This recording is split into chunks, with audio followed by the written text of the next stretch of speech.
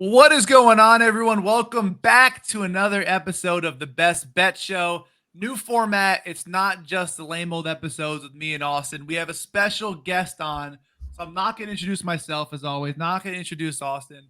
We have Alex Caruso. It is not the NBA player Alex Caruso, as people have been requesting. So unfortunately, we have to settle for we have to settle for fantasy football god Mr. Alex Caruso himself, who did take the Twitter handle from Alex Caruso.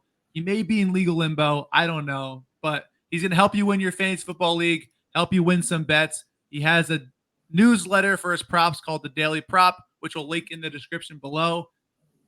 That's the best intro I could think of. Alex Caruso, it's a pleasure to have you. How are we feeling today? Oh, it's great. I feel pressure to give some good plays today. We're on a 13-1 run on my newsletter props lately. This is the hottest run I've been on in my life. Hope to continue today and maybe hit some unders finally. We've seen so many overs in what feels like every single game on like the last 3 slates. I feel like it's probably going to be on some time for the unders because the books are pretty juiced. Yeah, I have to agree with you. And Thursday nights, I feel like the stigma around it is usually unders. Austin, I didn't forget about you, buddy. How are you feeling today? I know I was just sitting here waiting, but sticking with the unders, I low-key think this one's going to go over because everyone is hammering the unders today. I know 13 of the 16 games went over last week, so it obviously should even out. But this one just feels weird to me. Like it feels fishy, and it wouldn't surprise me if the Giants keep it a little closer than expected, you know? Yeah, I honestly don't know what to tell you. I guess we could talk about that first. Before we get into the props, we can talk about how we see the game going. Everyone, it seems like, is like, oh, under, easy under. It's a low total. Some turnovers could definitely be your kind of arch nemesis there on the unders, but it should be a weird game. No Saquon for the Giants, no Andrew Thomas. Offensive line is going to be struggling, and no run game. And the 49ers defense is very annoying, very stout. Where do you guys see this game going? How do you guys see it playing out? Alex, I guess we'll start with you. Yeah, I think that the 49ers are just going to run all over this team. I know we saw an impressive comeback last week for the Giants, but I think they used all the juice that they have, and they just aren't going to have that same without Saquon. They're missing 2 of their 5 starting offensive linemen, which I think is going to hurt them.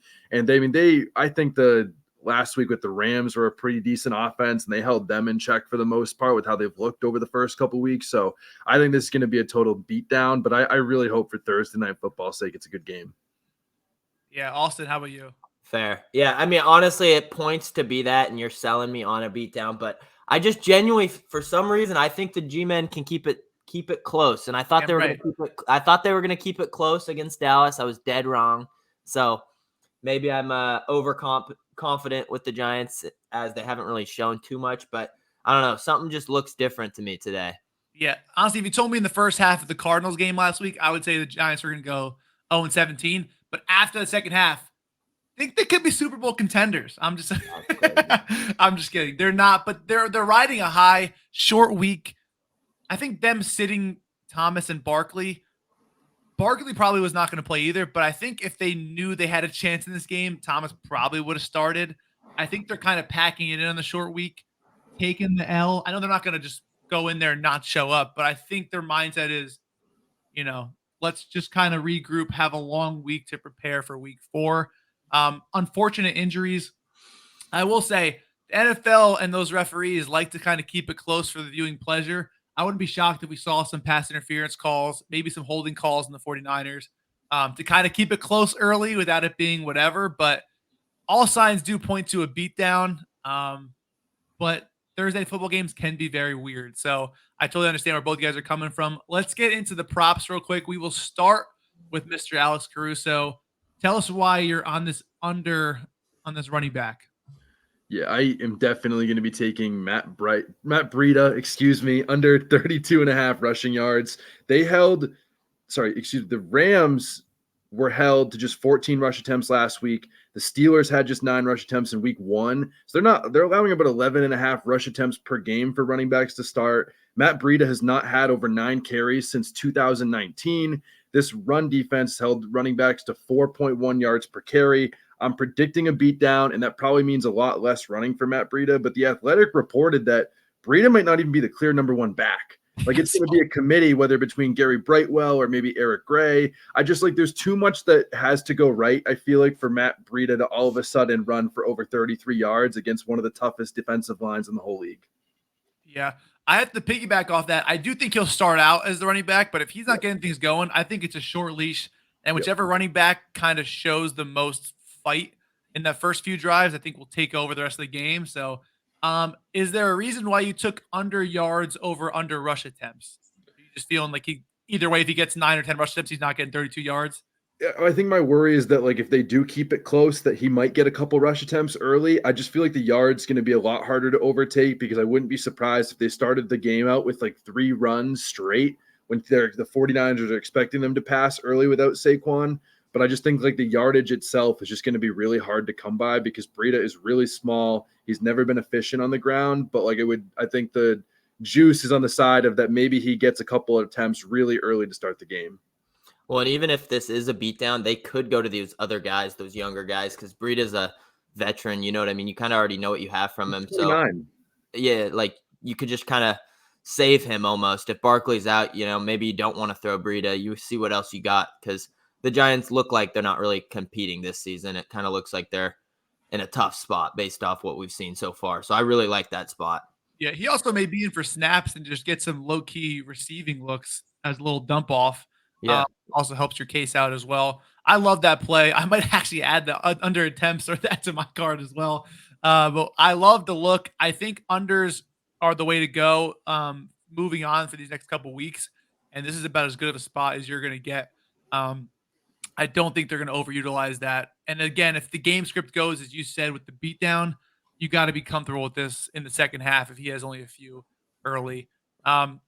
Austin, let's talk about the next prop. We have Daniel Jones over 31.5 pass attempts minus 120. You talked about it before the show. I saw you posted it on Twitter.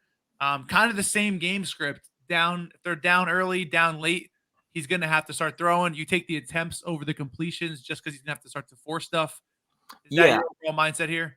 Yeah, exactly. I think as well with like the 2 linemen out, I think it's going to be pressure in his face, but he's also going to be likely trailing most of the game. So it's going to force you to pass the rock if they want to stay close. And I also like what I saw in week 1 when they got blown out. They kept Jones out there, even though they were down 30 playing with all the second and third stringers. Dable wanted his guy out there kind of to show like, hey, this is our guy. We're going to ride with this guy. So I'm not too concerned with blowout getting pulled either. So I do like that upside. And I mean, Kenny Pickett had 46 pass attempts when they got down. Matthew Stafford had 55 or 54 last week. So like guys are chucking the rock against them because they're getting down and they're forced to. And I would not be surprised if the Giants just deleted the run, just absolutely ignored it in this game. Well, that helps everybody out. I mean, everything looks good if this game script is good. Alex, you want to add on to that? What are your thoughts on this prop?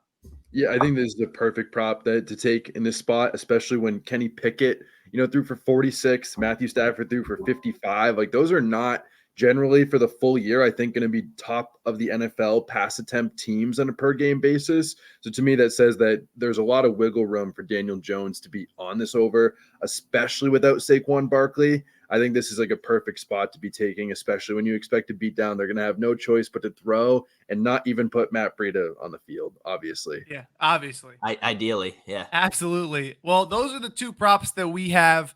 We're going to play a little thing called now First Touchdown Roulette. We just kind of made this up before the show. There is a little graphic there. We all picked our favorite guys to score first. Feel free to tail anyone here. We're going to take some stabs. Well, basically, you guys took some huge stabs. I took kind of there's not really a safe first touchdown score, but I definitely have the safest option, I feel like, out of everybody. But Alex, we'll go to you first. Tell us your first touchdown odds and who it is. Yeah, I really love Darren Waller. You can get him between plus 1,600 up to plus 2,000 on some books this week. Has not scored a touchdown yet. Led the Giants in targets both weeks, and he is the guy that Daniel Jones is looking for whenever it comes to the red area. So I think, again, plus 2,000 odds are really, really high for this game if they happen to get the ball first and maybe put one good drive together. Darren Waller's my guy. Yeah, I love it. I think Darren Waller, if the game's competitive, I mean, I saw him in the Cardinals comeback. Every third down, 3rd and long, it was Darren Waller across the middle every time. And he made some great catches. And I think, too, if he's on the run. I think Darren Waller is just the go-to guy, especially in the red zone, a big target who you want to trust. Not a wide receiver. Going into Austin's pick, who you got? Speaking of big targets, Isaiah Hodgins here, plus 2,800. I think a lot of the eyes are going to be on Darren Waller, so I'm taking a crack with the big receiver, Oregon State alum. Dude looks pretty solid. I think we need the Giants to put a good drive for Alex or I, obviously, to have a chance at this one. So we're hoping they get the ball first. But yeah, I'm taking a stab at plus 2,800 with Isaiah Hodgins to score first. I like those. I think for Giants players, that's what you're going to get. I don't think you're going to get a rushing touchdown unless Daniel Jones kind of scrambles and makes something happen out of nothing. Those are great odds to get in a first touchdown score. Obviously, taking the underdog. Also, if you have DraftKings, make sure to take that up 7 early win that they have if you're going to tail these as well, because anytime you get someone to go up 7 points and get paid out, it's probably a value play no matter who's on the field. I'm going to go – they both took Giants players. I'm going to go the safer route and go the 49ers. I'm taking Deebo Samuel plus 750. The rule of this game was you couldn't pick Christian McCaffrey. So just if you're wondering why he's not on here, that's why. I think Deebo's so versatile. I honestly can't stand George Kittle, so I took him off. Ayuk's questionable. I probably wouldn't play him given the circumstances of the short week and the heavy favorite.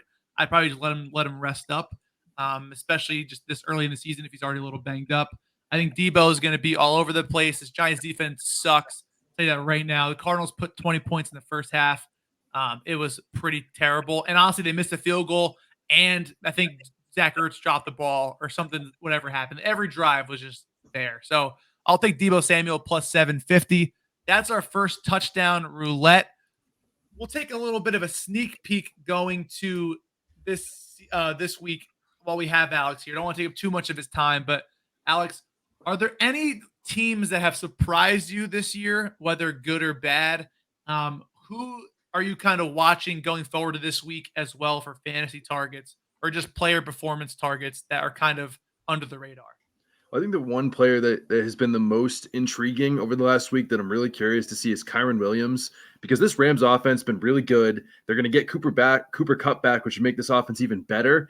And Kyren Williams in the first game without Cam Akers played 95% of the snaps this week. He had 87% of the routes run. Like, that was fantastic. The other guy that I'm really excited to see kind of how he plays the rest of the season out has got to be Rachaad White. Been one of my guys. I'm tweeting propaganda out for Twitter pretty much every day, but currently, he is the only running back in the NFL that's seeing 100% of the goal line work and over 60% of the pass down work for a team. There's only 4 running backs seeing over 60%. He's the only one seeing all the goal line work. Those are the most high value types of work and touches you can get as a running back. And I think that he's someone that if you can still buy him, he's really interesting for the rest of the year.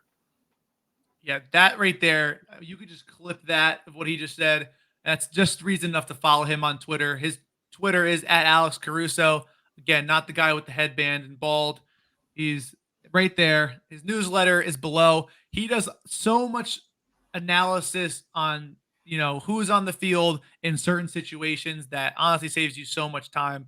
Appreciate all your work. Austin, do you have anything else you want to say to our viewers before we head off? Nothing crazy. Thanks for listening, Alex. Always a pleasure. Good to have you on the show for the first time. Hopefully we get you on here again. That's all I got for us. Yeah, I'm going to try to make him come on weekly, and we're going to try to demand that happen. Now I know where he lives, too. He told us that off the air, so we can kind of make things happen. Alex, thanks again for coming on. Would love to have you on in the future. Keep doing what you're doing. Again, his newsletter with his props are going to be in the description, so make sure to take a look at that. Give him a follow on Twitter. Do you have any last words for our viewers? Oh man, it's chase upside every day, every week, every slate. I'm always chasing the upside when in doubt. Appreciate you guys having me on. I would love to come back on anytime you need me. I'm always happy to do it for you guys. But either way, again, let's make some money tonight. Let's have a day. I'm a Giants fan, so I'm trying to hedge my happiness with a bunch of 49ers props. But I'm already looking forward to next season. But again, thank you so much for coming on. This has been another episode of the Best Bet Show. Let's have a 2-0 sweep. Maybe a first touchdown score that we picked, and we'll catch you guys next time. Peace.